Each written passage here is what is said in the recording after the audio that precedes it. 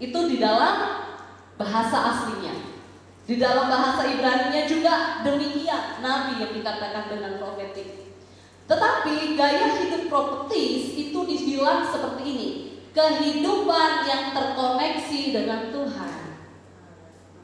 Orang yang profetik, orang yang berjalan dalam suara Tuhan, dia adalah orang yang selalu terhubung dan terkoneksi dengan Tuhan. Untuk tahu kita sudah dalam kapasitas iman yang sebagaimana, mari kita koreksi diri kita, apakah hubungan saya dengan Tuhan baik-baik saja atau tidak, atau ragu-ragu. Nah, selain itu kehidupan profetik adalah kehidupan yang menangkap suara Tuhan. Menangkap suara Tuhan bukan hanya secara audible Bapak Ibu, yaitu dengan dengar langsung secara suara nyata, dipanggil hai, apa kabar, bukan. Tetapi menangkap suara Tuhan adalah sejauh apa engkau sudah dengar firman kebenaran yang memerdekakan hatimu di dalam hatimu sendiri. Lalu orang yang hidup di dalam profetik ialah orang yang berjalan dalam iman. Segala sesuatunya dilandaskan hanya kepada Yesus Kristus. Kalau dia bicara tentang Yesus. Kalau dia berbuat, bertindak, dia lakukan untuk Yesus. Itulah orang yang berjalan di dalam iman. Dan orang yang profetik adalah orang yang dia tidak hanya menangkap suara Tuhan, namun dia orang yang menyampaikan suara Tuhan kepada orang lain. Dan ini membangun. Tujuannya adalah, kenapa kita harus menjadi orang yang profetik? Tujuannya supaya kehendak Tuhan itu terjadi atas setiap orang. Hidup kita, kemarin firman Tuhan dibawakan oleh Dolphy, dikatakan bahwa hidup kita harus hidup yang berguna. Hidup yang berguna, hidup yang berkenan. Kalau kita hanya hidup seperti kita hidup lalu mati konyol demikian, itu bukan hidup yang berguna. Tapi hidup yang berguna adalah yang mengerti dan melakukan kehendak Tuhan atas setiap orang. Amin. Nah, profetik ini punya banyak jenis. Mata profetik, mata yang bisa melihat yang orang lain tidak dapat lihat. Yang nggak bisa, orang lain cuma lihat secara jasmani, tapi dia bisa melihat sesuatu berharga. Saya kasih contoh. Kalau kita lihat tanah biasa, amin, benar? Tapi ketika orang punya mata yang berbeda dari orang yang punya mata biasa, dia akan lihat di dalam tanah itu ada emas yang berharga. Itu contoh secara dunia. Demikian orang profetik, mata yang memiliki mata profetik, dia bisa melihat jauh ke depan, orang lain gak bisa lihat. Contoh Yohanes, banyak sekali contoh orang yang berjalan dalam mata profetik. Yang kedua, dia punya telinga profetik. Apa itu? Dia bisa menangkap apa yang Tuhan katakan dalam kehidupannya.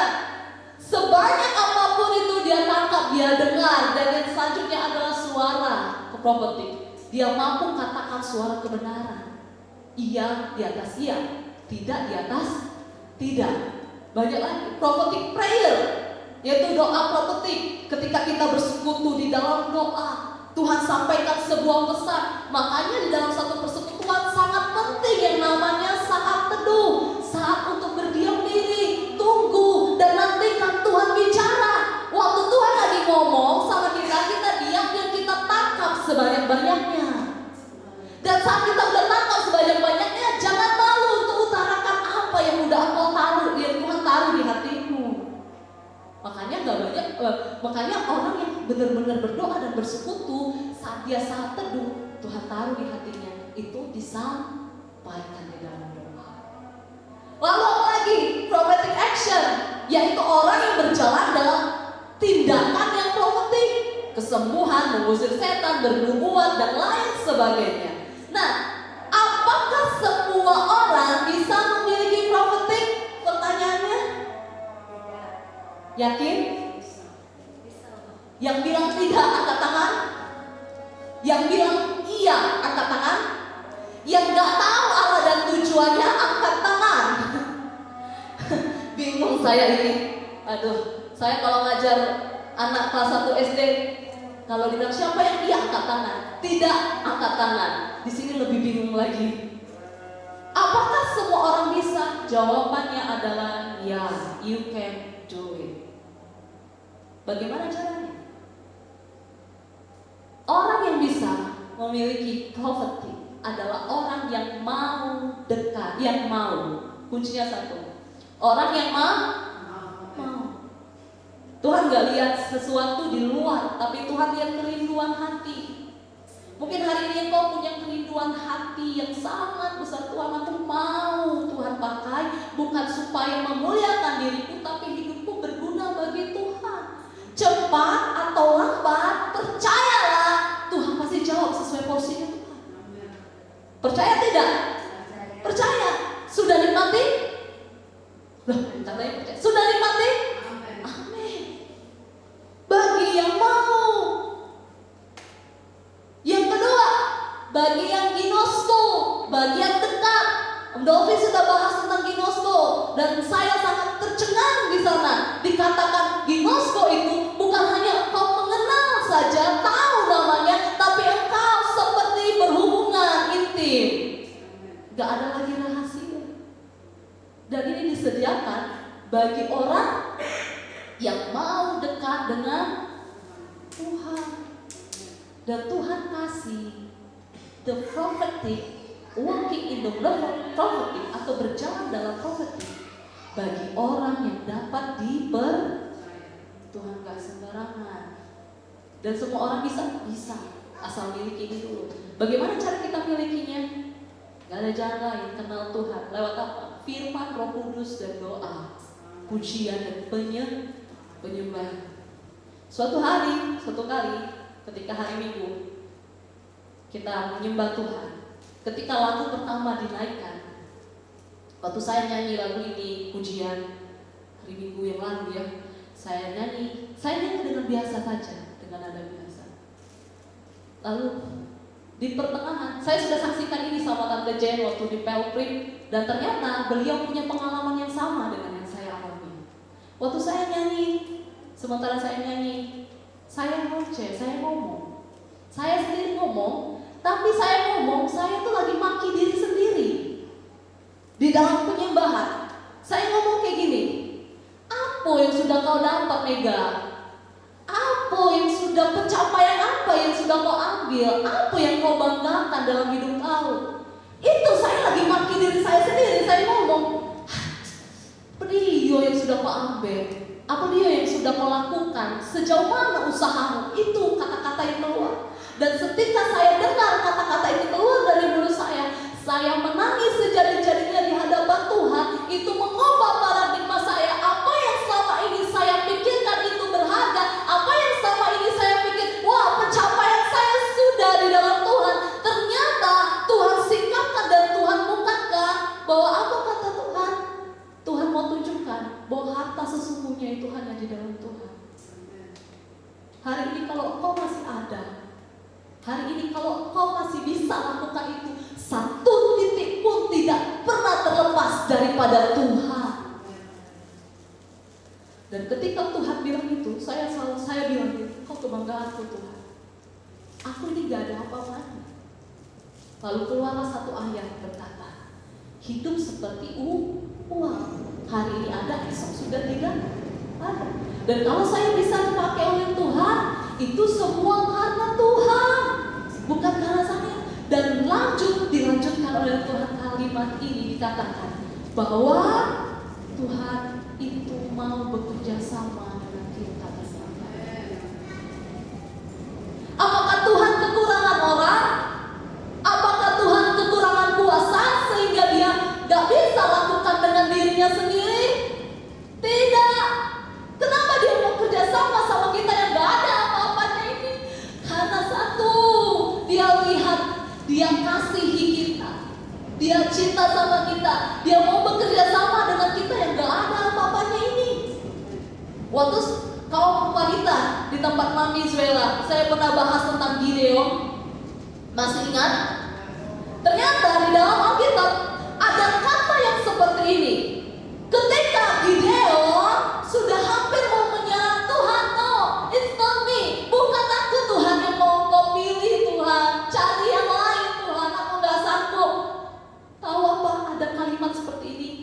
Maka berpalinglah Tuhan ke Gideon. Ngerti gak Bapak ini? Berpaling. Tuhan tuh lagi mau berjalan, Gideon mau oke. Tapi Tuhan berpaling sama Gideon. Manusia berpaling dari dosa kepada Tuhan itu biasa. Manusia berpaling dari Tuhan kepada dosa biasa. Lalu kembali lagi berpaling kepada Tuhan biasa. Tapi Tuhan semesta alam, Dia mau berpaling kepada orang yang seperti Gideon, seperti saya dan saudara. Kenapa? No Gideon, I want you. Aku cuma mau engkau. Aku maunya kamu yang lakukan ini. Aku maunya kita sama-sama kamu yang lakukan ini. Demikianlah Tuhan juga mau itu bagi setiap kehidupan kita. Dia gak cari yang lain. Dia gak cari siapapun. Dia cari saya dan saudara. Dengar baik-baik, Tuhan mau pakai apa yang ada sama kita. Dia gak akan pakai apa yang gak ada sama kita. Apa yang ada sama kita itu yang Tuhan mau pakai. Itulah keunikan kita, itulah hal yang Tuhan mau lakukan dalam kehidupan kita. Nah, Bapak Ibu Saudara terkasih dalam Tuhan, kita buka Alkitab kita dalam Mazmur pasal yang ke-119.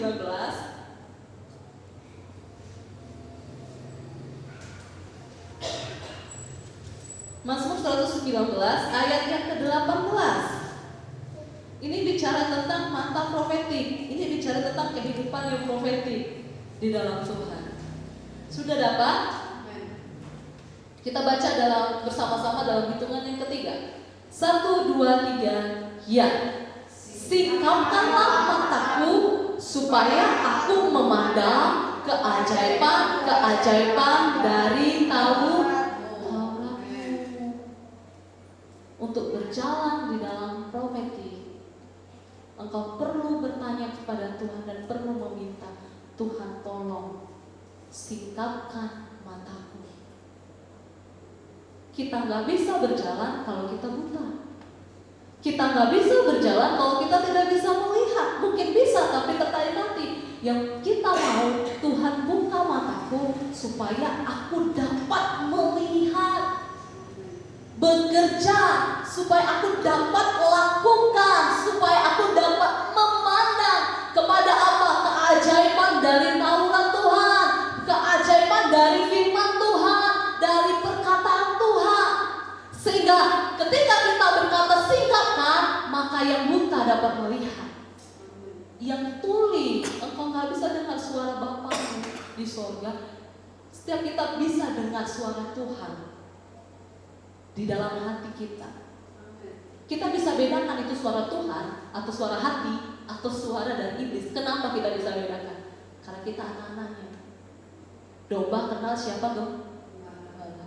Demikian juga anak pasti kenal suara Bapaknya di surga yang akan menuntut dengan lemah lembut. Singkapkan mataku. Ada 2 contoh yang akan saya bagikan pada malam hari ini tentang bagaimana seseorang dalam tokoh Alkitab mereka berjalan di dalam profetik. Kita buka Alkitab kita bersama-sama di dalam Rut pasal yang pertama. Rut pasal yang pertama.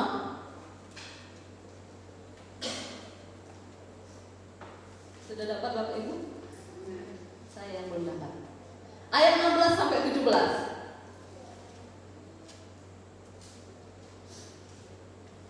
Kita baca bersama-sama. 1, 2, 3, ya. Tetapi kata Rut, janganlah desak aku meninggalkan engkau dan pulang dengan tidak mengikuti engkau. Sebab kemana engkau pergi, ke situ jugalah aku pergi. Dan di mana engkau bermalam, di situ jugalah aku bermalam.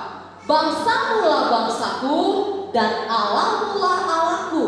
Di mana engkau mati, aku pun mati di sana. Dan di sanalah aku dikuburkan. Beginilah kiranya Tuhan menghukum aku, bahkan lebih lagi daripada itu, jikalau sesuatu apapun memisahkan aku dari engkau selain daripada Ini adalah perkataan profetik yang diungkapkan oleh Ruth. Ruth, saya pikir semua kita tahu cerita tentang Ruth. Ruth hidupnya sangat pelik, sangat pedih sekali. Dia pergi, dia mau ikut mertuanya yang dia kasihi untuk kembali ke Betlehem. Hari itu hidupnya Ruth tidak baik-baik saja. Sangat sukar sekali hidupnya, firman Tuhan catat. Saking sukarnya, Naomi gak mau lagi dipanggil Naomi, tapi marah. Yaitu Tuhan lakukan yang pahit. Kalau mata jasmani berkata bahwa semua yang dilakukan, semua hal yang terjadi itu sangat susah dan tidak ada masa depan, benar atau tidak? Naomi bilang sama Ruth, Ruth, pergilah ke Moab, pulanglah ke bangsamu, jangan ikuti aku. Karena Naomi juga gak tahu masa depannya seperti apa ketika dia sampai di Bethlehem. Kira-kira kalau Ruth pilih dia tinggal di Moab, mungkin dia bisa menikah lagi, dia berkeluarga, dia ketemu orang Moab, tinggal sama keluarganya, hidup bahagia. Tapi Ruth tidak memilih pilihan itu saat itu. Dia justru memilih sesuatu yang lebih sulit daripada yang seharusnya dia pilih secara logika. Benar gak? Kalau ada jalan yang gampang, kenapa harus yang susah? Tapi Ruth gak pilih jalan yang gampang, dia pilih jalan yang susah. Ruth membuat keputusan yang sangat sukar. Cara yang paling gampang kembali ke Moab. Tapi dia gak pilih itu, Bapak Ibu Saudara yang terkasih. Apa yang dikatakan Ruth yang pertama yang dia katakan? Kemana engkau pergi Naomi mertuaku? Aku pun pergi. Bicara apa? Tingkat pertama dari profetik seorang Ruth adalah kesetiaannya. Bicara kesetiaan. Susah sekarang cari orang yang siap hidup susah, benar atau tidak?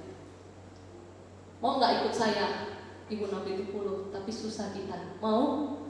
Enggak, susah. Karena hidup Ibu Nabi 70 sudah senang ya.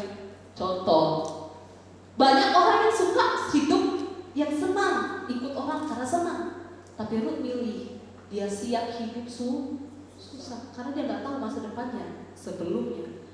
Nah, perkataan profetik Ruth naik level. Bukan hanya bilang, kemana kau pergi Naomi, aku pergi ke sana. Tapi naik level. Apa yang dikatakan oleh Ruth? Bangsamu lah bangsaku. Kata-kata profetik, perkataanmu adalah nabi bagimu. Ruth berkata, bangsamu, your nation is my nation. Bangsamu adalah bangsaku. Oleh sebab itu perhatikan saat kita ngomong. Waktu kita ngomong hidup dan mati dikuasai lidah, kata firman Tuhan. Siapa yang mengemakannya akan memakan buah. Percaya gak Bapak Ibu? Setiap apa yang kita katakan itu hidup. Kalau kita selalu bilang kata-kata yang membangun, maka itu akan terjadi cepat atau lambat atas hidupmu. Tapi satu kata bisa mematikan seluruh anggota tubuh. Kata firman Tuhan, lidah itu memang bagian anggota yang paling kecil, tapi sangat penting. Bisa menghidupkan, bisa mematikan. Tapi Ruth menggunakan dengan kata-kata profetik. Apa terjadi? Detik dia bilang bangsamu itu adalah bangsaku. Detik itu dia sedang mengadakan covenant dengan Tuhan, perjanjian dengan Tuhan. Tahu bedanya bangsa Moab sama bangsa Israel? Beda jauh. Israel itu artinya dikhususkan bagi Tuhan. Detik dia bilang bangsamu itu bangsaku loh, kata si Ruth. Detik itu surga bereaksi, mendedikasikan Ruth sebagai umat pilihan Tuhan. Moab gak dapat perjanjian dengan Tuhan, gak ada perjanjian antara Moab dengan Tuhan. Hanya Israel yang dapat perjanjian dengan Tuhan saat itu. Tapi sekarang siapa yang dapat perjanjian dengan Tuhan? Saya dan saudara. Lewat apa? Lewat darah Kristus di atas kayu salib. Jangan pandang rendah ucapan kita hari ini. Karena firman Tuhan di akhir zaman berkata setiap orang akan mempertanggungjawabkan setiap perkataannya di hadapan Tuhan, baik itu kecil maupun itu besar. Waktu engkau taruh satu visi yang besar di dalam perkataanmu, maka itu yang akan terjadi bagi anak, bagi keluarga, bagi suami, bagi istri. Satu hal yang harus engkau tahu Bapak Ibu yang dikasihi oleh Tuhan, tidak ada satupun di dalam hidup yang terjadi secara kebetulan. Itu yang harus kita imani. Gak ada. Kalau hari ini saya terjadi demikian, saya gak enak, saya senang, saya susah. Tidak ada yang terjadi secara kebetulan. Allah turut bekerja dalam segalanya. Pasti mendatangkan kebaikan. Yang kita harus lakukan, jaga perkataan kita di hadapan Tuhan. Amin. Lalu dia naik lagi, dia nggak stop hanya bilang bangsamu, bangsaku. Ruth bilang gini, your God is my God. Tuhanmu adalah Tuhanku, Allahmu adalah Allahku. Nggak gampang bagi perempuan penyembah berhala, kafir, orang Moab ngomong Allahku, Allahmu adalah Allah. Kenapa nggak gampang? Setelah apa yang dia lihat, bagaimana pekerjaan Allah atas keluarganya Ruth? Di mana pembelaan Tuhan bagi Ruth? Kenapa Tuhan membiarkan bagi suami Naomi meninggal? Mengapa Tuhan membiarkan suaminya sendiri meninggal, iparnya meninggal? Mengapa Tuhan membiarkan mereka harus melarat miskin di Moab dan harus pulang dengan tangan hampa ke Bethlehem? Gampang? Gak gampang. Maukah kau ikut Tuhan yang demikian? Yang kau belum lihat tangannya bekerja, yang kau belum lihat bagaimana dia lakukan perbuatan yang ajaib di depan matamu. Maukah kau mengikuti Tuhan yang demikian? Tapi Ruth ambil keputusan saat itu.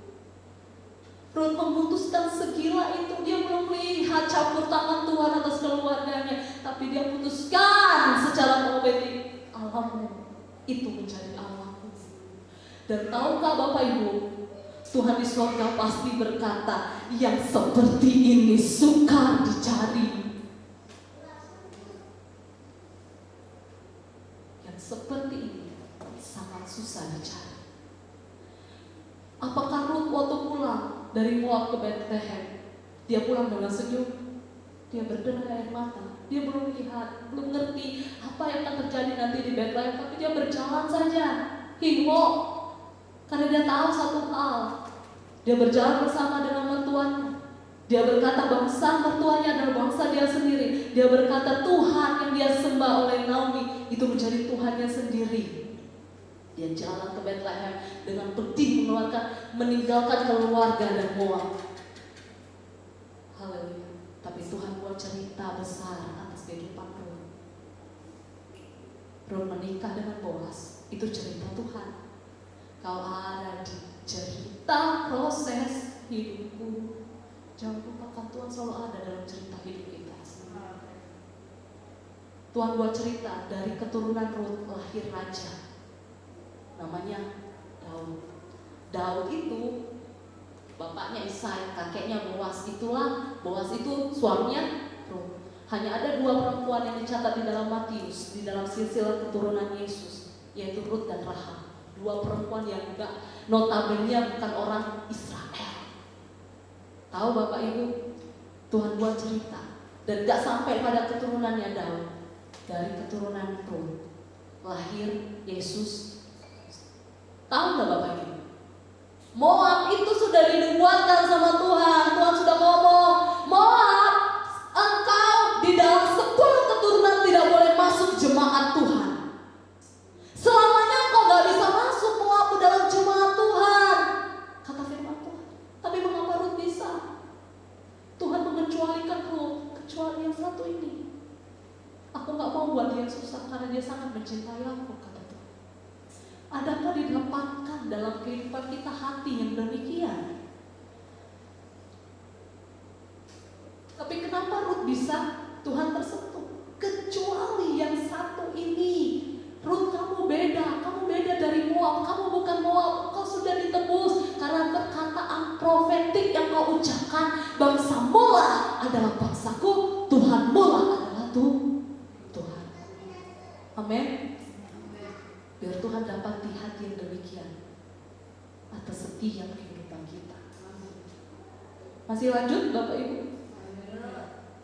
Satu lagi tokoh yang berjalan di dalam profetik. Kita buka dalam Kejadian 31 ayat 10 sampai 11. Kejadian 31 ayat 10 sampai 11. 1, 2, 3.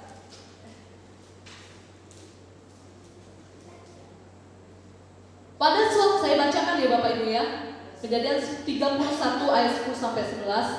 Pada suatu kali pada masa kambing domba itu suka berkelamin, maka aku bermimpi dan melihat bahwa jantan-jantan yang menjantani kambing domba itu bercoreng-coreng, berbintik-bintik dan berbelang-belang. Dan malaikat Allah berfirman kepadaku dalam mimpi itu, Yakub. Jawabku, iya Tuhan. Ayat 12. Lalu ia berfirman, angkatlah mukamu dan lihatlah bahwa segala yang jantan yang menjantani kambing domba itu bercoreng-coreng, berbintik-bintik dan berbelang-belang, sebab telah kulihat semua yang dilakukan oleh Laban itu kepadamu. Bapak Ibu, kisah ini adalah kisah Laban menipu Yakub sampai 10 kali, kata firman Tuhan. Sampai 10 kali, 10 kali dia mengubah upah daripada Yakub. Benar? Suatu kali di pasal yang ke-30, si Yakub mau pergi kembali ke kampung halamannya. Waktu dia mau kembali ke kampung halamannya, dia ngomong sama Laban, kasihlah upahku, katanya. Nanti Bapak Ibu baca di ayat di pasal yang ke-30. Oke. Lalu singkat cerita, Yakub bilang, Yakub yang ngajuin, gini aja paman, kasih semua yang berbintik-bintik aja paman, yang bercoreng-coreng, yang berbelang-belang, itu aja yang menjadi upahku, kata Yakub. Lalu Laban berkata apa?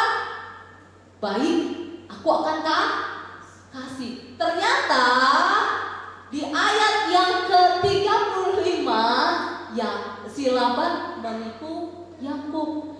Yang bercoreng-coreng, yang berbintik-bintik, di ayat yang ke-35 pasal yang ke-30 dikatakan, diasingkanlah kambing-kambing dan kambing-kambing jantan itu yang bercoreng-coreng, berbelang-belang, disembunyikan, diasingkan, kata firman Tuhan.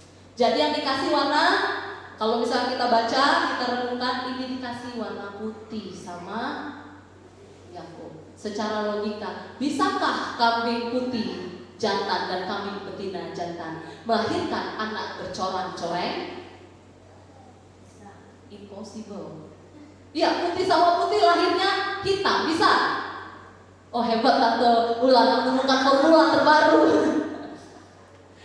Mustahil. Tapi dengar di ayat 31 yang kita baca pada malam hari, Yakub sadar dia ditipu oleh Laban. Yakub dibodohi. Kok bisa kambing putih sama putih lahirnya bisa coreng-coreng, gimana ceritanya? Enggak dia ditipu. Tapi apa yang dilakukan oleh Yakub? Yakub tutup mulut. Lalu dia datang sama Tuhan. Ketika engkau dihianati, ditipu, engkau difitnah, engkau mengalami semua hal yang tidak enak di dalam hidupmu, apa yang harus kita lakukan? Tutup mulutmu. Gak usah bela diri, datang sama Tuhan. Dia yang akan berperkara atas kehidupan kita. Pastor Victor, waktu kami ikut pastor conference di Palembang, dia bilang seperti ini, mimbar ini adalah tempat kudus, bukan tempat untuk klarifikasi, bukan tempat untuk mengumbar kepahitan, bukan tempat untuk bela diri, tapi untuk menyatakan firman Tuhan, kebenaran perkataan Tuhan.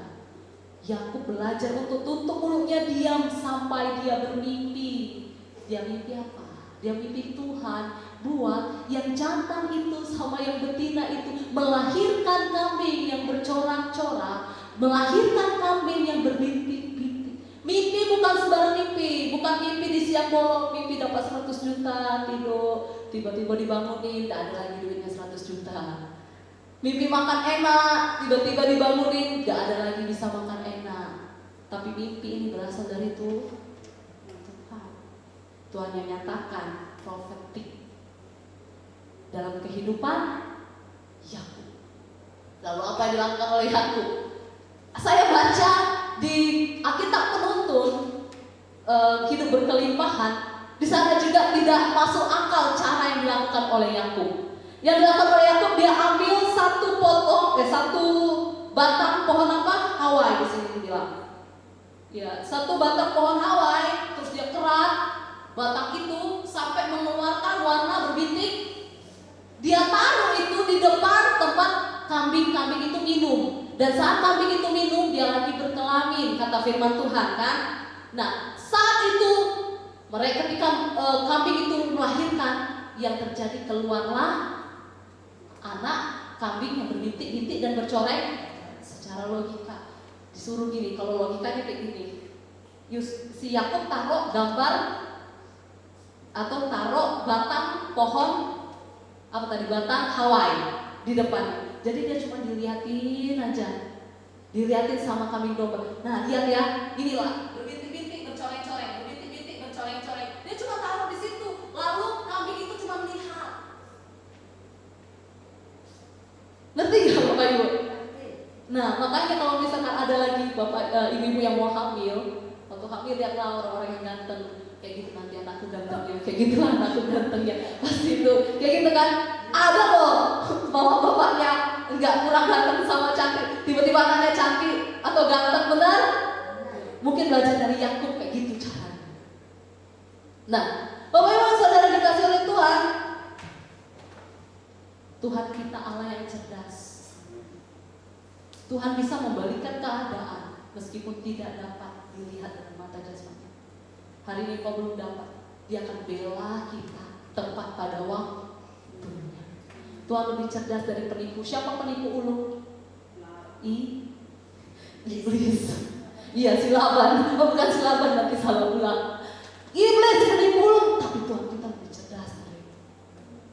Iblis bisa memutarbalikkan fakta, tapi Tuhan bisa putar berkali-kali untuk membuat kita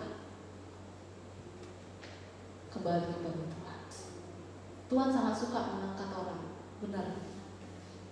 Kau hadir tuh mengangkatku. Percaya aja firman itu. Cepat atau lambat itu akan terjadi atas setiap kehidupan kita. Yang terakhir, Bapak Ibu, Matius 6 ayat 22. Terakhir.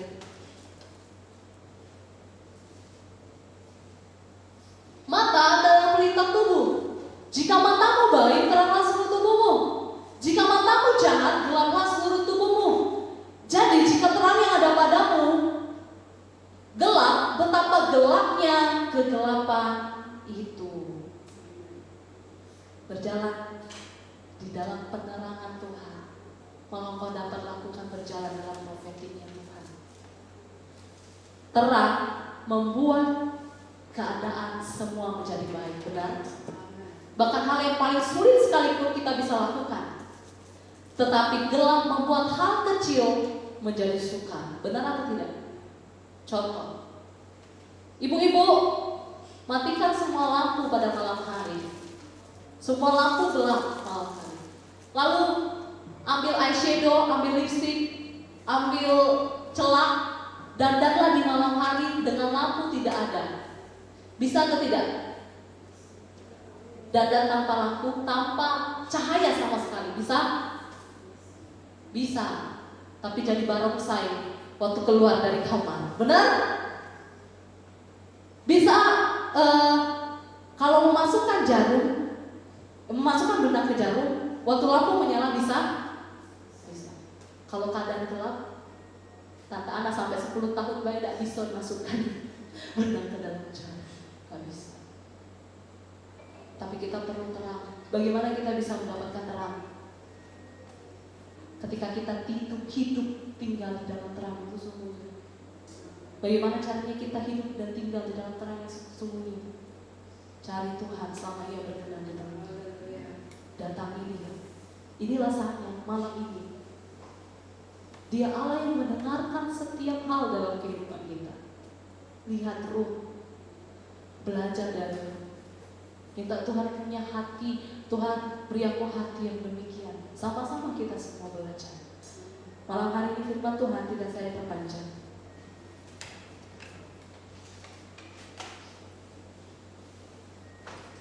Tapi biar apa yang kita dengar pada malam hari ini, imanmu boleh bertumbuh di dalamnya. Terima kasih Tuhan. Mari kita siapkan hati kita.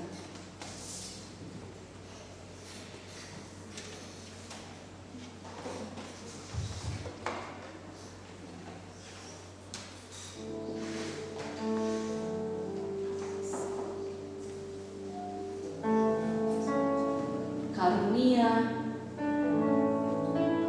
berkata-kata dalam bahasa roh, mengusir setan, melakukan tanda dan mujizat. Itu memang diperlukan untuk membangun dengan yang lain.